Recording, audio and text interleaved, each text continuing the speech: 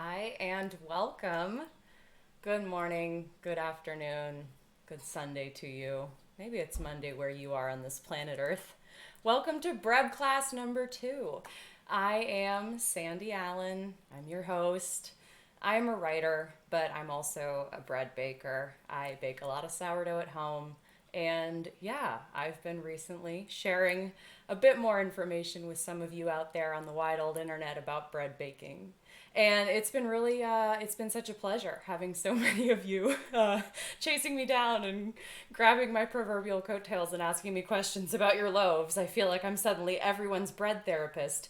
It's exciting. And it's also hopefully going to be a situation where we will cover a lot of these questions, in these classes. And it did make me think a bit about, the fact that in some cases I'm fielding questions from you that are like, help! Like, my loaves didn't do what I wanted them to do. And you're like, you're upset about it, or you're freaking out, or, you're at least like, woe is me, I'm a terrible baker. And I wanted to just start today out by saying you're not a terrible baker if something that you baked or tried to bake didn't turn into the thing that you wanted. Like, that doesn't make you a terrible baker at all. In fact, the only way any of us who look good at baking got there is we made a lot of awful stuff, Like, I was a little kid who went over to my neighbor's house pretty much every single weekend, and the two of us baked. Like, we baked cookies, we baked cakes, we baked experiments that would, run into a molten volcano all over the bottom of her parents' oven and stuff. Like, that was how I grew up, was just trying stuff and learning. And as an adult, as a, more serious baker or cook, I still make mistakes all the time. The other day, I made a poppy seed loaf that was the size of a pug and looked like a pug, and it was kind of still pretty tasty, if I'm being honest. But something I just wanted to emphasize, especially to those of you who are new to baking sourdough and you're like, oh no, I am so bad at this. I mean, I use this metaphor a lot, so apologies if I've repeated this to you. But I like to, say, baking sourdough is like a black diamond or a double black diamond in a ski metaphor here. It's a hard run, you know what I mean? So if you're someone where you've baked chocolate chip cookies a few times in your life and you're trying to jump to sourdough bread baking especially, you've done the bunny hill. Like, it's easy to make chocolate chip cookies. Even though you can still mess up chocolate chip cookies, you can still fall down on the bunny hill. Sourdough bread baking is an objectively harder thing to do. So be kind to yourself if you mess it up, right? If something goes wrong, that's okay. A lot of the time, what we mess up is still delicious. That's one of the fun things about being a baker. Maybe sometimes you mess something up in such a way that it's actually raw, it's actually inedible, it's actually burnt beyond recognition. Okay, sometimes mistakes are just, that's what they were. Thank and discard, right? Hopefully what happens is you learn something from that mistake. You go, okay, what did I do wrong? What did I learn? Not about how one does this, how I do this, what my practice is. It's just a practice. The only failure would be to totally give up or to stop, right? And if you want to stop, if you just want to stop baking bread and just buy bread, supposing that's something you can do where you are, go for it. There are some people right now who I think might feel like pressure to learn how to bake sourdough. And if you're someone who does not get enjoyment out of this, if the feeling of touching dough with your hands or trying to shape a loaf or the taste of fresh baked bread in your mouth doesn't really do it for you, then by all means, this is not something you need to do. I think if you are somebody though who derives a lot of pleasure from those experiences and others, that result from this process, if you feel really frustrated, that is fine. Wait that feeling out, come back the next day or the next week or the next month, take however long you need to feel sorrow that you messed up your bread, but try it again, iterate, figure out where you went awry maybe, and we'll go from there, I still mess things up all the time. You'll mess stuff up even if you do this for centuries, you know what I mean? It's something where every single time we come to it, we have to be in the moment learning from the specific bread that we're working on. And they're not all going to work. That's part of it. There's just a certain amount of it that will fail. Forgive yourself, especially if you're new, especially if you're trying this kind of straight from the bunny hill, so to speak.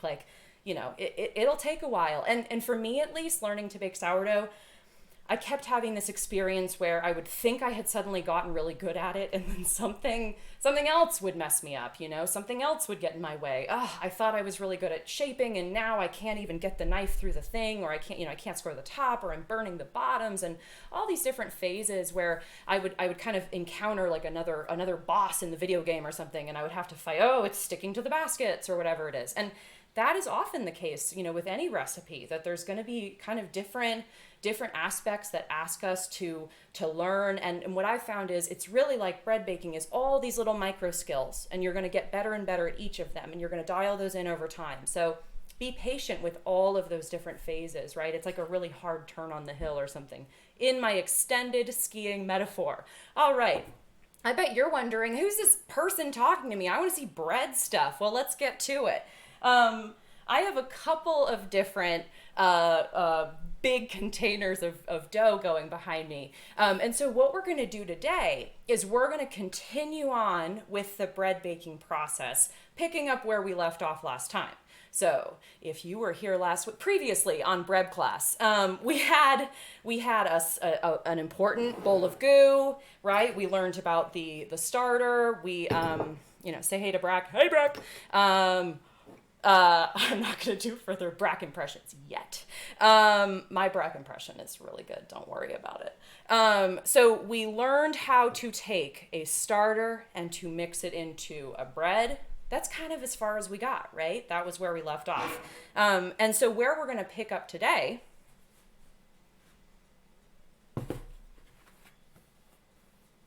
look at that. That timer's about to go off. So here is, as if from last week, a mixed sourdough. It doesn't yet have salt. And so what I want to just show you real quick, just so we can see, this is like I'm going to flash ahead so we can see a comparison. This is essentially the same thing at the end of the process that I'm about to show you. And I think seeing those two things, hopefully you can see them both, yeah. Seeing those two things, I just think this, even just visually, there's a lot to be gleaned here. So you can almost just see the one that is 3-4 hours further ahead in its life here and has undergone this stretch and fold process. You can almost see how it's going to just give me more if I try to stretch it, whereas the one that just got mixed doesn't look like that yet. So let me set aside the one that's further in time for the time being. And we are going to play a little bit with the one that just got mixed. And first, what I'm going to do is wash my hands, and then we're going to add salt. And actually, I wanted to address one question that I got over the course of the week. And thanks to you, all of you who have sent me questions through the course of the week. I'm going to try to address them during the class or in future classes. And I'll also have a Q&A section at the end of the show. So if you have questions right now, feel free to put them in the chat at any point, and my producer / roommate / best friend / husband, Rob Dubbin, will post them into this document so I can see them. Oh, and the other thing I did want to say, my aspiration for this show is that it's not going to be just me talking, but it's going to also be my very dear friend Nick Green, who will be playing the part of Roz to my Frasier. And we wanted to get Nick on the show today, and we tried to do a lot of tech stuff, and we didn't quite get it to work. So we are going to continue to iterate, and then hopefully in a future class we'll get Nick in here. But Nick's going to be a really great person to join us because he is somebody who has definitely been getting really into sourdough since the times that we're in, right? All right, let me go wash my hands. I did want to address this question that came in over the course of the week. Somebody asked, how do you get wet dough off your hands? Lol, serious question. And I do want to acknowledge that is a real thing with bread baking. And my answer is you wash your hands for a really dang long time. And actually, in a sense, being a bread baker and a gardener, I feel like prepared me very well for these times, because I am used to just washing my hands for like 30 seconds at a time, trying to keep my nails clean, trying to keep them trim, all that kind of stuff. Hey, it's kind of sticky out here if you're going to be baking sourdough. You just have to be patient. Hot water, soap. I don't have a better answer than that. I'll be right back.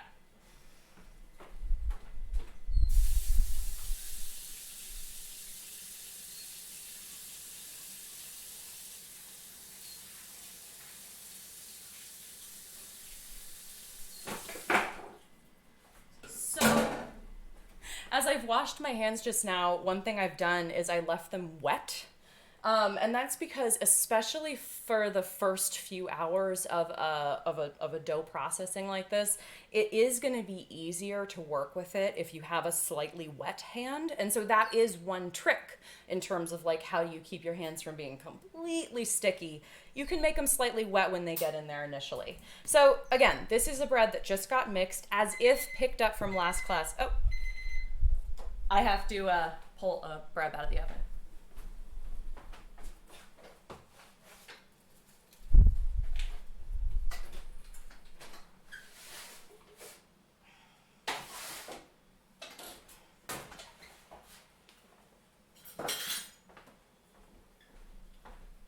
I started the show. I didn't even introduce my house band. BREB.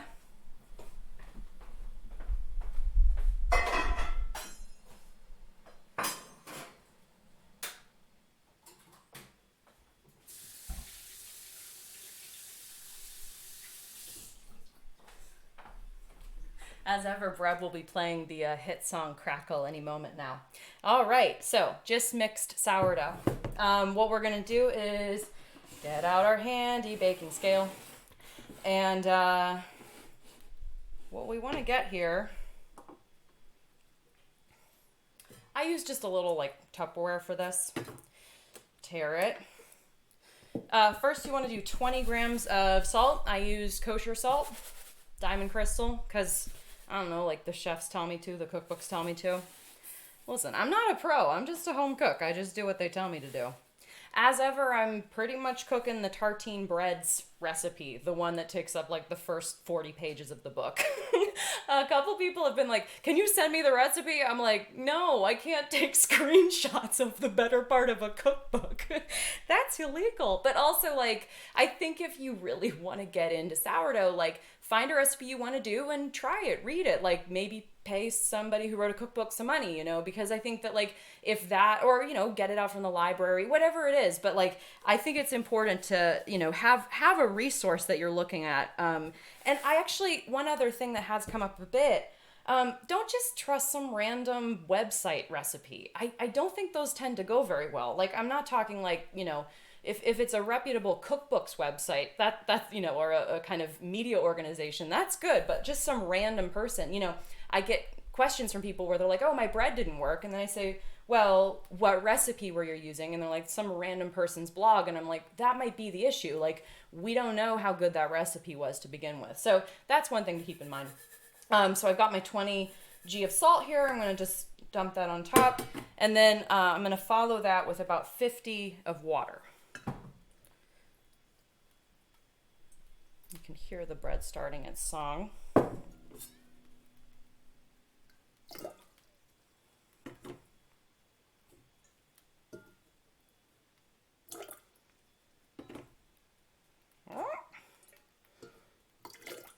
Oh, that was too much. Oh, it's pretty close. All right, so slightly wet hands. Make it a little more wet. And then get in there. And what you really want to do is make sure, is that making for a good audio? Yeah, Rob is laughing. So get in there. And the main thing you want to do is just be thoughtful about, am I still feeling grains of salt? Because you want that salt to be really well integrated, dissolved with that water into the bread.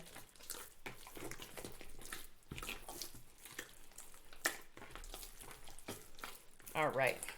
So now, take a look at that. Again, let's compare that to the one that is several hours on. You can see, so this is a little stretchy, right? But, you know, it's kind of ragged, see? Like, if I tried to form that into a bread right now, I don't think I'd have the best luck. This one, on the other hand, if you can see that, but, I mean, look at that, right? It's so stretchy. It's had its gluten develop. So as you're doing this process, this is where you want to get, right? And you can hopefully remember that. Sometimes we have an urge with this to just like, oh, hopefully it's done and kind of move it along. But you really are going to need 3 to 4 hours of turns every half hour to get this to this. So when I say a turn, what do I mean?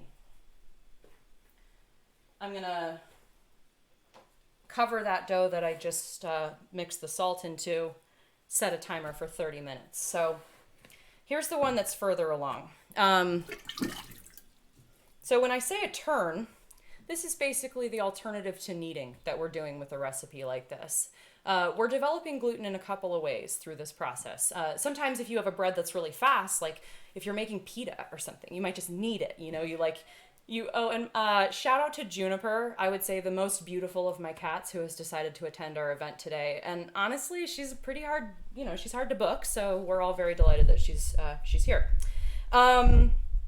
So if you have a bread like pita that you're kneading, or something that you're trying to activate the gluten that way, that's because you're needing to move it around a lot because you want to kind of speed that process up, right? Picture bread made with industrial yeast in a commercial setting. It's going to get worked around, kneaded that way. Okay.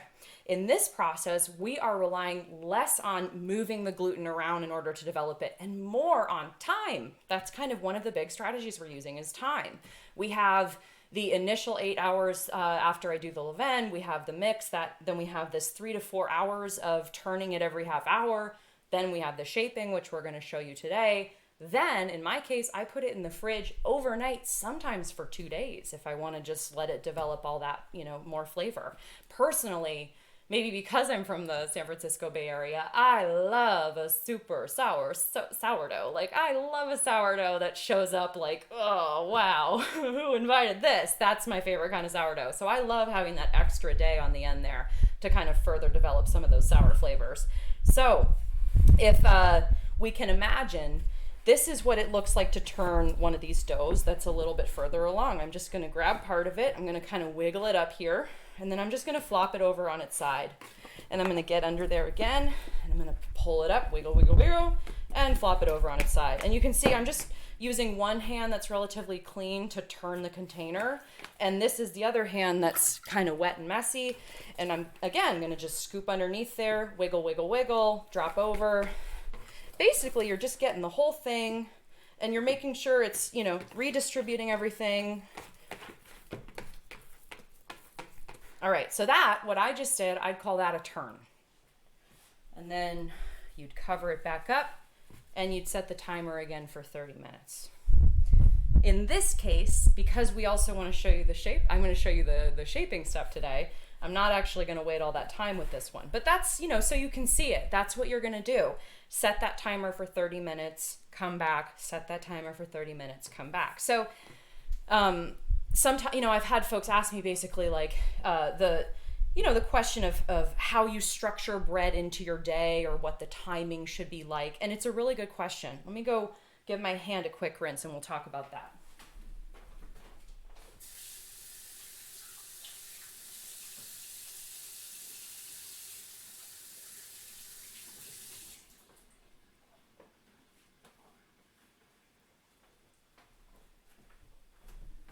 So again, I can only really speak to the recipe that I do, but in my case, I do a couple of things in my mind when I'm thinking about how I want to time this whole process, because as I've explained it, it happens over the course of a few days. We are using time instead of kneading, right? Like that's why this takes time. If you've ever kneaded, even for a few minutes, it is pretty annoying. It's definitely true. Kneading is up there. It's like, it's a pretty unpleasant activity. It's kind of fun. If you're really good at it, I bet it's okay. I mean, I am not that great at kneading. I find that my arms get tired after a few minutes. I love about this process that I don't need to have that. But the kind of the flip side of that, what we have to do instead is it takes all this time. So the levain, the pre-bake, that needs 8 hours. So it's basically an extra big feed, so rather than the regular feed that the starter gets in its little jar, I do it in a kind of a smaller tub, and it's 200 of water, 200 of the flour that the starter usually eats, and then 20 of the starter. Mix those together until they're pancake batter consistency. 8 hours later, you should have a levain that will pass the float test, which we talked about last time. So a little bowl of water, take a little bit of that, try to float it. If it floats, it's ready for you to mix a bread. Then you'll mix your bread. Then you have the 3 to 4 hours of turning the bread every 30 minutes. So if you're thinking about how you want to time this, that is the part of this where you need to kind of be most in the kitchen, are that 3 to 4 hours where you're developing the gluten and then you're shaping the bread. So it depends on what your life is like, right? So maybe you're somebody who you want to be in your kitchen every 30 minutes for 3 to 4 hours at 1 a.m., right? Like maybe that's the time you want to do that. I don't know. For me, I wake up at like 5 a.m. And so, I think about this in terms of my own life. I wake up in the morning, I start a levain. That afternoon, I will then mix and do my turns. Maybe it's like 2 to 3 to 4 p.m. that I mix the bread, and I do the turns throughout the course of the late afternoon. I shape the bread, I put them in the baskets, I get them in the fridge overnight, and then I might bake them the next morning, or as I said, I might bake them the day after, okay? So that tends to be the schedule that I enjoy. The other thing I did want to mention in terms of proving, this comes up a fair amount. Again, I don't know what recipe y'all are following. So you might be following a recipe that's like, put it in an oven that's 100 degrees, or put it in a warm place, or blah, blah, blah. Personally, I don't put my bread anywhere warm when I'm doing this process. I just have it sitting out on my bench here. My house is, we do have central heating. In the winter, it can be really cold where we live. In the summer, it'll get much hotter. And actually, we can talk about that in terms of, thinking about temperature and the way that this will speed up the process overall.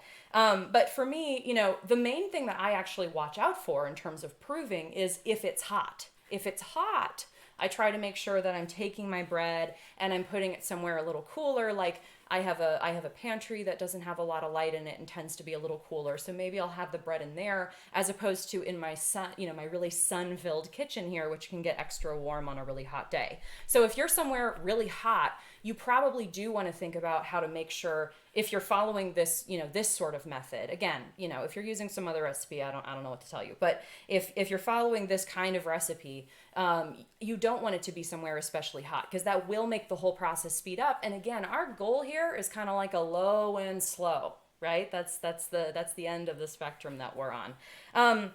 But yeah, I've had people asking me, worried that their homes are too cold, or that they don't have a warm enough space for the bread to prove, and worrying that that's why their starter isn't active enough, or worrying. And I will say, my home here is not an especially hot space. Everything always does fine, especially through winter, I mean. But if you're really concerned and you're like, it's really cold in my house, I would say then you want to be thoughtful about what's the warmest little spot you can put your starter in. You want to be cautious about having it like in bright sunlight. But, if they're, especially for a dough as it's proving, maybe you cover it with a tea towel and you have it in a sunny windowsill, and maybe that's better. But you want to be thoughtful. I think you want ultimately, it would be best for these things to be room temp, right? 70, like Fahrenheit.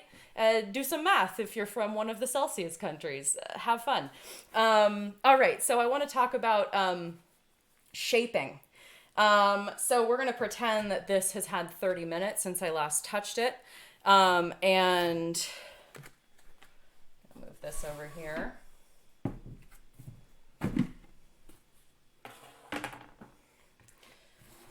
So a couple of tools that you're going to want around when you're doing your shaping. This is the first. I think I showed it to you last time. It's just like a plastic dough scraper. And this is the second. It's a metal dough scraper, or, a tool that you can use on a workbench. They both come in really handy during this process, so I just make sure I have them around. And then, the other thing that you want to have around is the flour that you're using. So, your bread flour. There's that at the ready, so I can get to it when I need. And I've got some clean hands, we've all been watching that. So I'm going to first take the plastic scraper and I'm going to get this dough out of this tub onto the bench.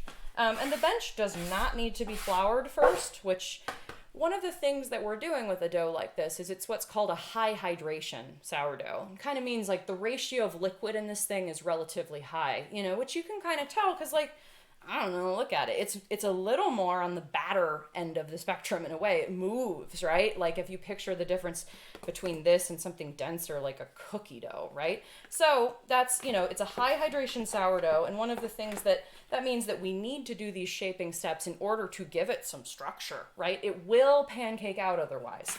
And the other thing about a high hydration sourdough is it's sticky. So that's why we have all these ways that we think about how do we keep this from sticking to the hands, to the bench, etc. So it's kind of also a game of one of the things that we can use to keep something from sticking is flour, but because we're trying to create a high hydration bread here, we don't actually want to add a ton of flour. So we want to kind of, just be cautious about that. So one trick here is, you see, I did not flour the board first. I'm going to flour the top of this dough that I just put down, like fairly generously. You'll see what I'm doing. Now, this recipe creates 2 loaves. So our next step here is we're going to have to divide this in 2. Take your metal scraper, just go right through the middle. Isn't that fun? Now, take one part of it, get under there, flip it on its back. So now each of these 2 loaves to be, I have kind of designated that one side is the front, one is the back. How do I know? The side with the flour on it is the back. So now, so you can see the flour was on that underside. I'm just going to pinch it all together. So basically the back, so to speak, is still down on the floured board, and I'm just pinching that together, and I'm going to flip it back over. Look at that. My little friend there. Okay? Hopefully you can see that. Let's do the same thing with this side. So again, the floured side is what we would think of as the back. I'm going to get under there with the bench scraper, flip it on its back, and then first shaping step, just pinching it all together. It's so fun to play with dough that's developed like this. It really is, for me, one of the absolute highlights of this whole process, other than eating bread and giving people bread. Honestly, giving people bread, I think, is maybe one of the best parts. They'll never look at you the same way. You're a wizard then. All right, so I've got these 2 loaves to be. They just got their first shaping step, and all we'll do is cover it up with a tea towel and set a timer for 20 minutes. All right, not that bad, right? Now, I will say, the first handful of times I gave that process a try with this thing on the bench, I was like, oh, I was texting whoever I knew who'd ever baked anything, being like, how the fuck does anyone do this? Apologies if you don't like swears. But I really was using swears that day because baking bread is hard. And so, I will say that like shaping breads, this is one of these things that you might need to give it a few tries, like you might find like, oh no, it's stuck to my bench really bad, or like, oh no, it's stuck all over my hands, or like, that's okay. Like it might happen that it feels like a dough-aster and you're going to have to just, power through it.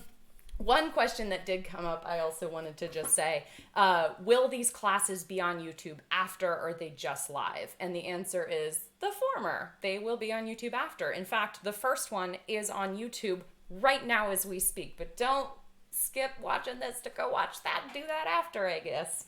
You can be like a time traveling viewer. All right.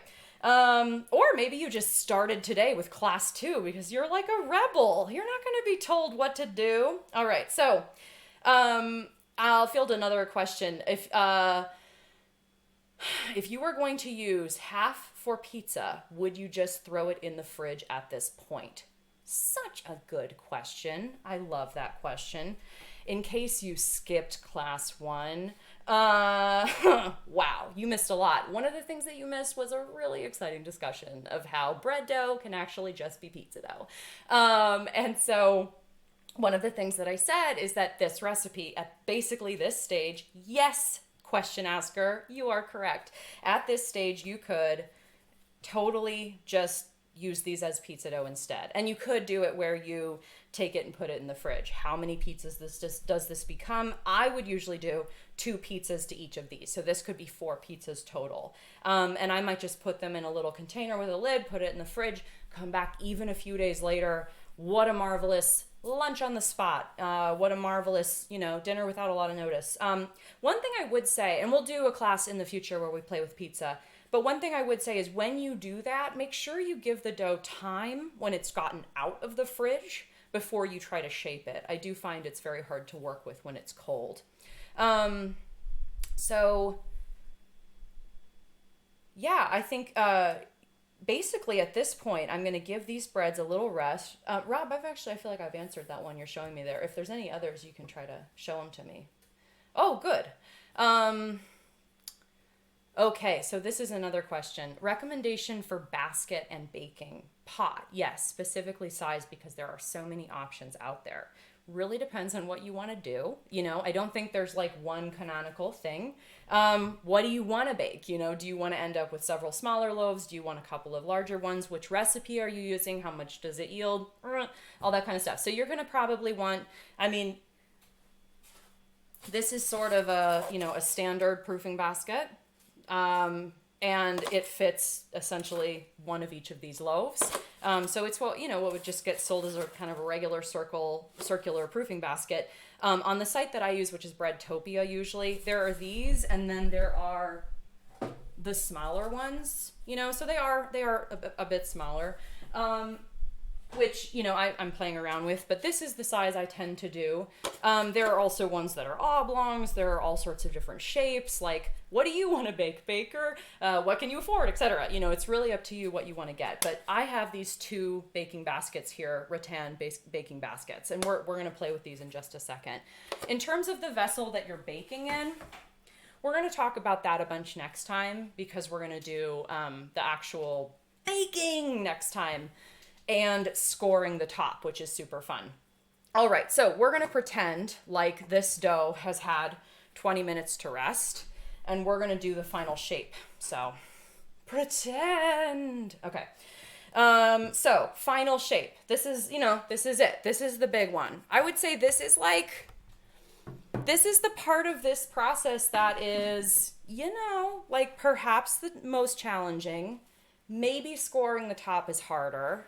But for the most part, this is the step of this thing that had me most confused for the most long.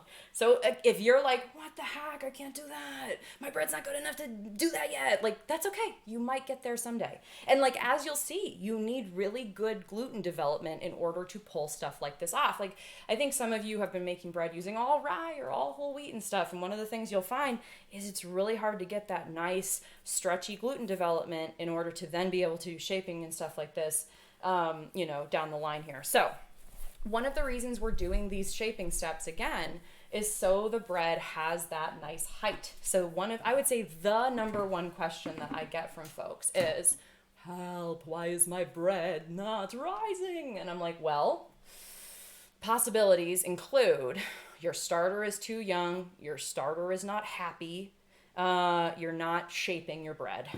Or you're not developing the gluten well enough, like you didn't do that 3 to 4 hours stretching every 30 minutes enough, okay?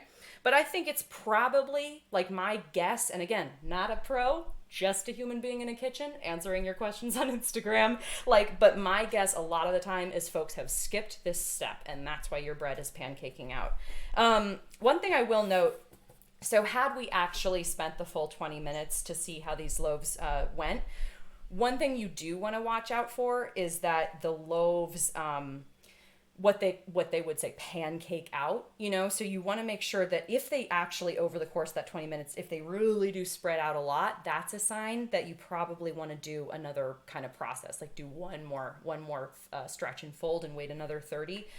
So hopefully after the end of that 20 minutes, they should still have some, you know, kind of height to them. It's basically just, you know, it's a way of kind of checking that you did get that gluten development where you want it to be. In this case, you know, I've seen a lot of bread. This gluten is where it wants to be. Okay, so again, we are going to sprinkle the back, right, the top, with a little flour. Flour Bay, yeah, make it happen. Anyone on the internet in 2019? Remember 2019 internet? Flour Bay? Okay. So get underneath there, loaf number 1. I'm going to pick it up. So this is the underside there, right? And what we're going to first do is really stretch it out. We're going to get one side way longer and kind of way wider than the rest. And then plop it down on its back there. And we'll take half little side here, fold it over. Other side, fold it over. You can still see that sort of long side down here. Here's the top. Fold that over the two that I just folded over. So we've kind of made like a vrp, vrp, vrp, right? And so what's the idea of that? We've given it different like levels basically. And that's part of how we're going to get that great, beautiful, you know, what they call crumb shape inside. They being like the bakers, the real bakers. Okay, so here's that long side. It's going to flip over the top. Did you see what just happened? And then I'm going to tuck it under and I'm going to pinch it all together. And so this part that I'm pinching, you might already know this, but this is going to be the bottom, which you're not going to see. And so when I flip it back over, there's our floured top, right? Look at that. Okay. Wow, let's do it again. So again, I've got that. Okay. I'm having a funny moment where I'm like, let me cover this one up. So we've got our floured top. Pick it up. First step, stretching out, stretching out. Ooh, ooh, ooh, ooh. Okay. Boom. There's one side there. Over, top, over the first two. And you can kind of just, you know, tell it like, hey, stay there, right? You can see this dough wants to, it kind of wants to listen to me, but it kind of doesn't. You know, you have to be like a little handsy with it. It's not as impressionable as some doughs, but you know, it'll listen to you. And then that long side gets flipped over the whole ordeal, and then you're gonna pinch it all shut, and that'll be your bottom.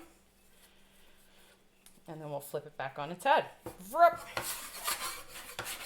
And I just use the dough scraper a little bit to give it a little shape. Doesn't really matter. The shape is really gonna come from sitting overnight in the basket.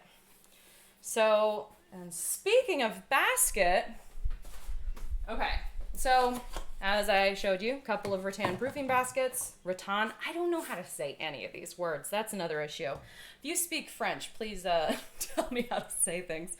I'm going to take a little tea towel and put it in the basket.